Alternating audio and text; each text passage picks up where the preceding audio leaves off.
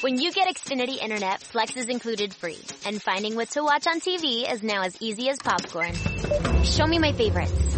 Yes! Live soccer. This is how easy it is to find my favorite content. All in one place. And for Xfinity Internet customers, it all starts at free with Xfinity Flex.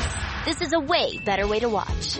Learn how to get a great offer on Xfinity Internet. Plus, add a free Flex 4K streaming box. Go to Xfinity.com, call 1-800-XFINITY, or visit a store today. Restrictions apply.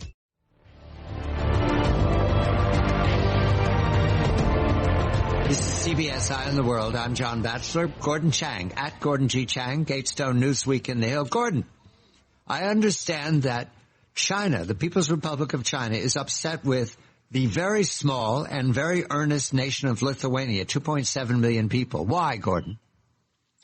Lithuania and Taiwan agreed to exchange representative offices. Beijing has thrown a fit. It has withdrawn its ambassador from Vilnius, and it's expelled the Lithuanian ambassador in Beijing. Beijing is moving to cut off economic and commercial ties with Lithuania. And, of course, there's a propaganda barrage, John. 2.7 million people, but we've got a smaller country that China regards as critical to its understanding of how Taiwan is not acceptable as a separate capitalist democratic state. And we welcome Cleo Pascal of the Foundation for the Defense of Democracies. She's a senior fellow, writing about the Solomon Islands. This is the South Pacific. This is also the Solomon Islands that contains, you're right to guess, Guadalcanal. However, over these last weeks, Cleo's kept us informed that the People's Republic of China, 1.x billion people, are concerned with the Solomon Islands, population 650,000. So it's 4 times smaller than Lithuania. But China regards to make certain that the Solomon Islands doesn't wander off and attach itself to a free democratic state like Taiwan. How do they do this? Follow the money. Cleo, a very good evening to you. Follow the money. The Solomon Islands and a list of donations for politicians. What am I looking at, Cleo? Good evening to you.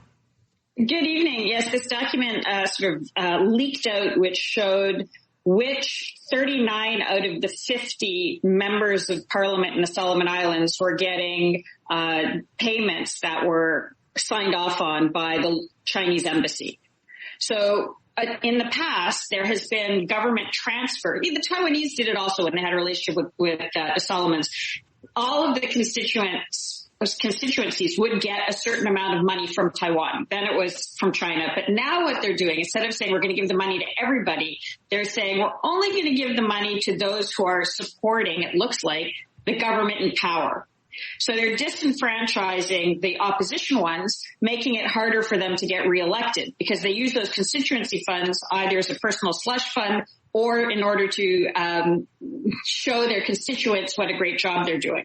So this is a complete change in this dynamic where only 39 of the 50 are getting money, and they're all, to some degree or another, linked to the government in power. And how much money, Cleo? What does this mean for the people of the Solomon Islands? I'm looking at a dollar figure that looks big.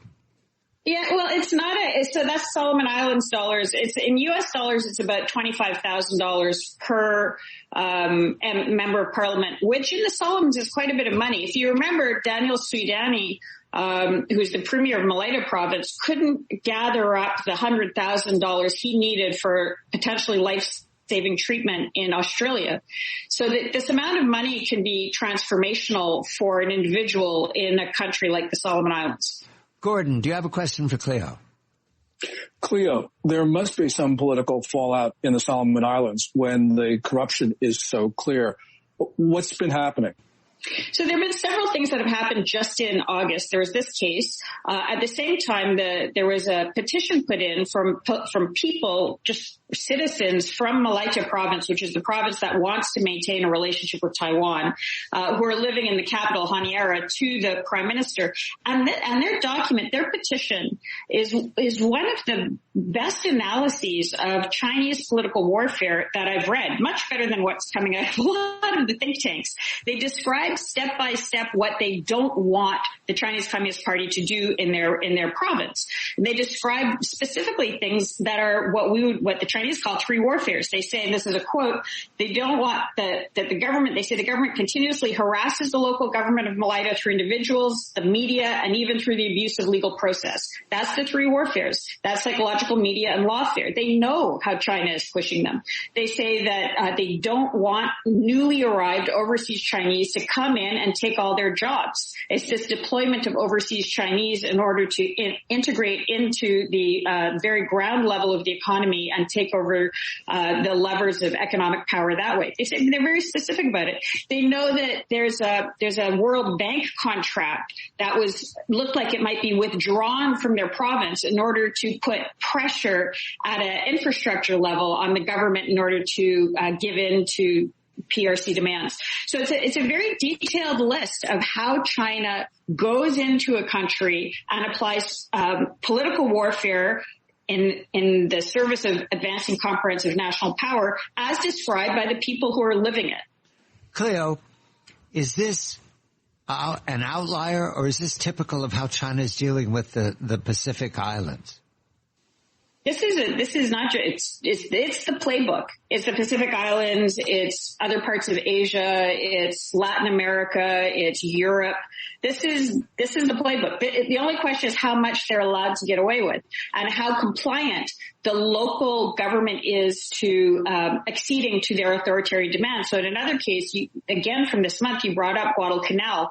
There is a pastor in Guadalcanal who put up a video on YouTube just talking about how newly arrived foreigners, which were clearly Chinese, were affecting the local society and economy in a negative way and how concerned he was about it.